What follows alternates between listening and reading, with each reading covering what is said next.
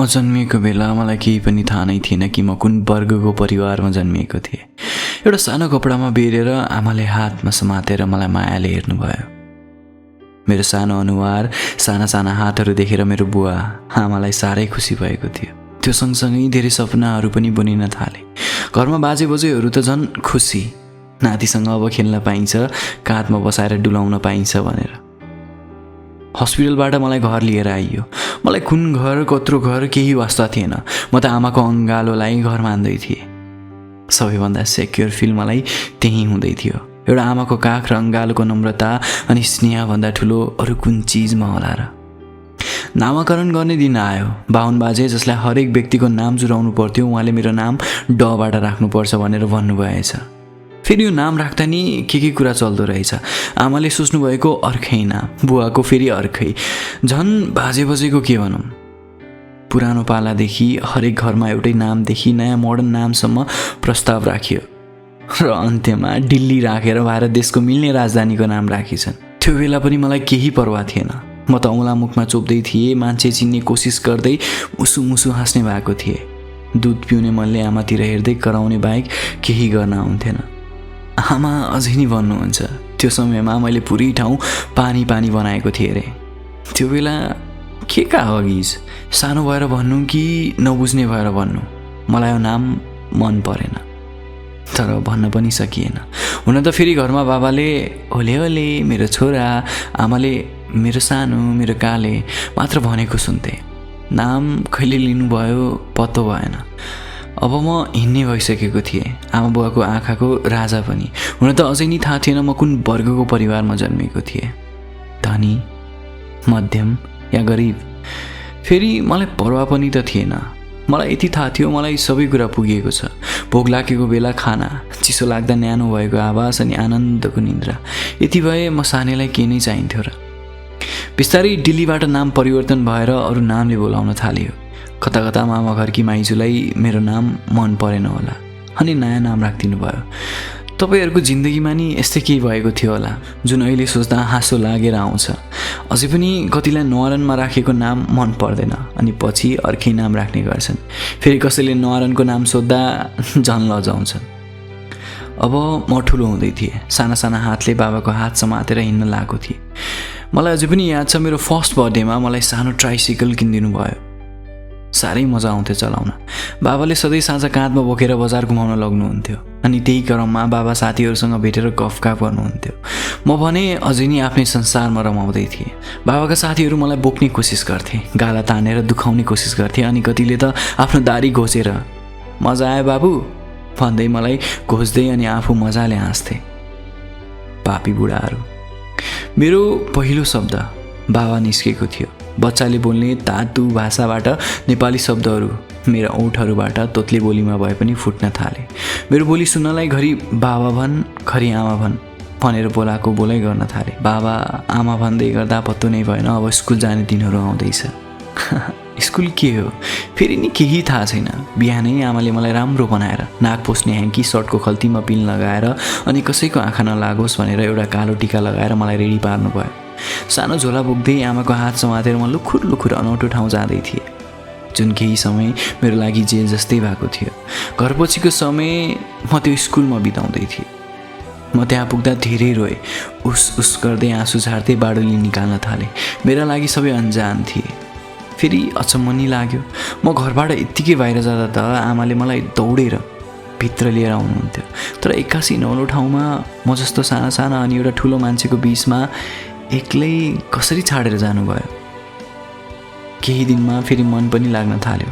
अब ती अन्जान मुहारहरू आफ्ना भइसकेका थिए। म जस्ता अन्जान साना सानाहरू मेरा साथी थिए अनि ठुलो मान्छे हाम्रो मिस। अनि थाहा भयो हामी बस्ने कोठालाई क्लासरुम भनिन्थ्यो। त्यसपछि बल्ल सुरु भयो जिन्दगीका केही अनौठा पानाहरू। कापुरिका भन्दै लेखेका शब्द कानमा गुन्जिन लाग्यो। घर फर्किँदा मेरो छोरोले आज के सिक्यो भन्दै सुन्न थाले। नयाँ नयाँ कापीमा गोलो गोलो अन्डा, पुलिसको डन्डा भन्दै क लेख्न थाले। एबिसिडी क ख ग 1 2 3 अब सबै दिमागमा घुसाउन लाग्यो। म्याथ, नेपाली, इङ्ग्लिस सब्जेक्ट के हो थाहा पाउन थाले। बिस्तारै मैले आफूलाई अनि परिवारलाई बुझ्न थालेँ। आमाको ममता के हो, बुवाको स्नेह के हो मानसपटलमा राख्न थालेँ। यसै गरी एक दिन मैले थाहा पाएँ म मध्यम वर्गको परिवारमा जन्मेको रहेछु। जब मैले बाबासँग मनपर्ने साइकल किनिदिनु भन्दा बाबाले मेरो इच्छालाई पुरा गरिदिनु भएन। मलाई अझै नि याद छ, म त्यो दिन खुब रोएँ। म मध्यम वर्गमा जन्मेको रहेछु, मेरो घरको कन्डिसन राम्रो छैन भनेर रोएको होइन। सायद त्यति बुझेको भए म रुदिन थिएँ होला। मलाई त के थियो र, सबै कुराहरू पुरा गरिदिनु भएको नै थियो। तर जिन्दगीमा पहिलोपटक मागेको कुरा पुरा नहुँदा मन दुख्ने रहेछ। आजसम्म नमागी पाएको चिजहरू अनि पहिलोचोटि मागेको कुरामा फरक पाएँ। त्यो बेला हाम्रो घरमा एउटा टिभी थियो, ब्ल्याक एन्ड व्हाइट, जुन रिमोटले होइन बटनबाट चल्थ्यो। बाबाले त्यो बटन बटार्दै नेपाली च्यानल लाउनुहुन्थ्यो। त्यो बेला 2वटा च्यानल मात्र आउँथ्यो, नेपाली अनि दूरदर्शन भन्ने इन्डियन च्यानल। टिभीमा च्यानल आउनको लागि एन्टिना हुनु पर्थ्यो। जब जब टिभीमा झिरझिर आउँथ्यो, बाबा दौडेर एन्टिना घुमाउँदै, छोरा आयो आयो। एकछिनको मेहनतपछि जब च्यानलमा तस्विरहरू देखिन्थे नि, यताबाट बाबालाई कराउँदै म भन्थेँ, बाबा आयो। म मध्यम वर्गमा जन्मेको नराम्रो मलाई त्यो दिनसम्म लागेन जबसम्म मेरा इच्छाहरू पुरा हुँदै थिए। घर सानो भए पनि सबै अटाएका थिए। पाहुनाहरू आउँदा नि कहिले भोको फर्केनन्। महँगो लुगा थिएन तर सफा लुगा थियो। हुन त मतलब नि थिएन महँगो लगाउने, तर बिस्तारै यो समाजले मलाई लगाएको लुगाको प्राइस ट्याग हुन्छ सिकायो। मैले लगाउने हरेक लुगामाथि जहिले प्रश्न उठाउने गरियो। यस्तो नि लुगा हुन्छ भन्दै साथीहरू गिजाउन थाले। दिदी यो साडी त अघिल्लो वर्षको होइन भन्दै आमालाई तिजमा सुनाउँदै गर्दा, बाबाले च्यातेको पेन्टलाई रफू गरेर अफिस जाँदा अनि अफिसमा साथीहरूबाट बेइज्जत भएर घर फर्किँदा मलाई अनुभव हुन थाल्यो, आखिर किन जन्मिएँ म यसरी। जाडो महिनामा हाम्रो आँगनमा एउटा रुखको मुढा जलाएर हजुरबाले धेरै कथाहरू सुनाउनुहुन्थ्यो अनि म चाहिँ त्यो सुन्न भनेपछि जहिले आतुर हुन्थेँ। एकादेशमा स्याल थियो, स्यालको नाकमा 2टा प्वाल थियो भन्दै धेरै कथाहरू सुनाए। त्यसपछि आयो पैसा। पैसाको मूल्य नि त्यो बेला बुझेँ जब मेरो टिफिन बक्समा खाजा हुन्थ्यो अनि साथीहरू क्यान्टिन गएर खाजा खान्थे। पैसा कमाउने भूत थियो, त्यसैले साथीहरूले पुतलीको टिका लगायो भने पैसा कमाइन्छ अनि यो कुरामा विश्वास मानेर म सधैँ टिका लगाउँथेँ, यो आशमा कि मसँग धेरै पैसा हुनेछ। आमासँग पैसा माग्थेँ, आमा चाहिँ बाबासँग गएर माग भन्नुहुन्थ्यो अनि मेरो दयालु मुहार देखेर बाबाले मलाई 5 रुपियाँ दिनुहुन्थ्यो, जसलाई म आफ्नो पूर्ति अनुसार खर्च गर्थेँ। कहिलेकाहीँ पैसा नदिँदा रिसले खाना नि खान्थेन। कोठामा सोच्दै बस्थेँ, मलाई आमा बुवाले माया गर्नुहुन्न। जहाँ साथीहरू महँगो कुरा खाने गर्थे अनि म उनीहरूलाई लुकी लुकी हेरेर रमाउँथे। मलाई कहिले आभास भएन कि हामीसँग साथीहरूको जस्तो सम्पत्ति छैन। लुगा किन्न जाँदा नि आफ्नो चोइसको कहिल्यै भएन। फेरि लुगा किन्नलाई चाडपर्व कुर्नु पर्थ्यो अनि पुरै वर्ष कतै घुम्न जाँदा होस्, बिहेको फङ्सनमा होस्, ती नयाँ लुगाहरू कहिल्यै छुटेन।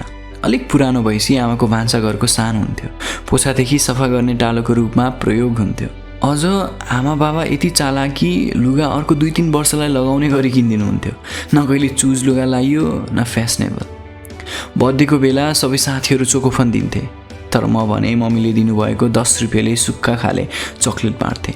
त्यसैले मलाई आफूमा भएको कुरा भन्दा साथीहरूसँग भएको कुरामा जलन हुन्थ्यो। 3-4 क्लासमा पढ्दा गएपछि रिसाइकलको बारेमा पढेको थिएँ, तर त्यो कुरा मेरो जिन्दगीमा मेरो घरमा लागु हुँदै थियो।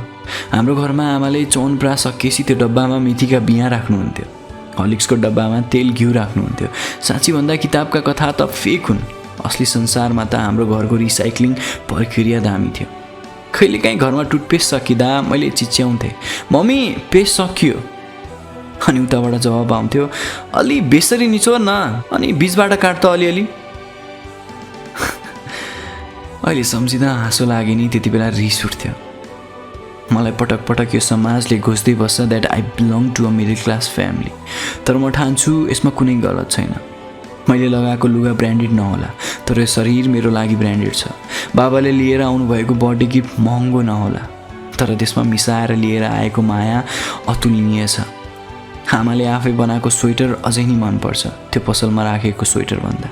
बाहिरको पिज्जा बर्गर भन्दा पनि आमाले बनाएको त्यो आलु परोठा नै प्यारो लाग्छ।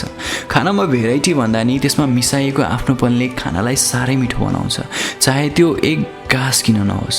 एक दिन म मेरो छिमेकमा मेरो साथीसँग खेल्दै थिएँ, यत्तिकैमा आमाले मलाई कुट्दै घर लिएर आउनुभयो। मैले प्रश्न गरेँ, मेरो के गल्ती भयो? उनको जवाब सुनेर मैले कास्ट के हो त्यो दिन थाहा पाएँ। हामी अप्पर कास्टको मान्छेले लोवर कास्टलाई छुनु हुँदैन रे। पवित्र हुँदैन। उनीहरूले छोएको केही खानु अनि पिउनुहुन्न। उनीहरूलाई घरमा राख्नुहुन्न जहाँ मेरो दिमागमा हामी सबै एउटै तहको ज्ञानलाई हटाउँदै हाम्रो लेभल हुन्छ भन्न सिकाए। त्यसैले होला आज पनि साथीलाई घर लगेर जाँदा आमा बुवाले उसको कास्ट पहिला सोध्छन्। 9-10 पढ्दै जाँदा low class family, high class family, middle class फ्यामिलीको बारेमा धेरै सुनियो। गरिबको रगत नि रातो हुन्छ अनि धनीको पनि। यो कुरा खोइ कहिले बुझेनन्।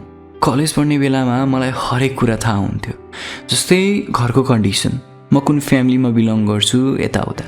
त्यसैले होला यो समयमा मैले धेरै कुराहरूको सेक्रिफाइस र कम्प्रोमाइज गर्नु पर्यो।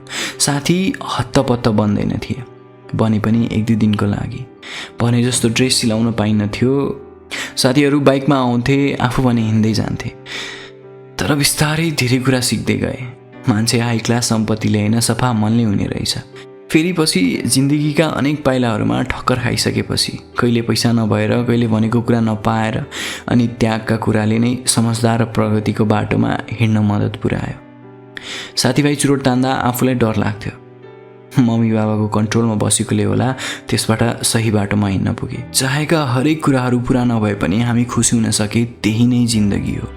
त्यही झ्यारझ्यार गर्ने टिभीमा 1000 खुसी लुकेका छन्। त्यही सादा मोटा चामलको भात र तरकारीमा स्वाद लुकेको छ। त्यही सकिएको पेस्टबाट सकी नसकी पेस्ट निकाल्नुमा सामानको खपत कसरी गर्ने भन्ने कुराको ज्ञान सिकायो। घर सानो भए नि मन ठुलो कसरी बनाउने देखायो। इष्टमित्रमा आफ्नोपन कसरी बाँड्ने थाहा पायो। हाम्रो खुसीको लागि आमा बाबाले गर्नुभएको त्याग थाहा भयो। हजुरबाको कथा अरू कथाभन्दा भिन्न हुने गर्छन् पाठ पढायो। बाबा मम्मी धेरै नपढे नि हामी पढ्नुपर्छ अनि पढेर ठुलो मान्छे कसरी बन्ने सिकायो। महँगो कपडा नलाए नि जस्तो कपडामा पनि म्याच गराउनुपर्छ सिके। अहिले नराम्रो फिल भए पनि पछि त्यही कुराले जिन्दगी सिकाउने रहेछ। हाम्रो सेक्रिफाइस र कम्प्रोमाइज भन्दा आमा बाबाले धेरै गर्नुभएको थियो, बुझिने रहेछ। के साँच्चै मध्यमवर्ग फ्यामिलीबाट बिलोङ गर्नु तिम्रो कमी हो कि ताकत हो, यो बुझ्न सिक्नु पर्यो। आफूलाई हाई क्लास बनाउनु छ भने सम्पत्ति होइन, इष्टमित्र अनि मन ठुलो बनाउनु पर्यो। आफूलाई हाई क्लास बनाउनु छ भने सम्पत्ति होइन, इष्टमित्र अनि मन ठुलो बनाउनु पर्यो।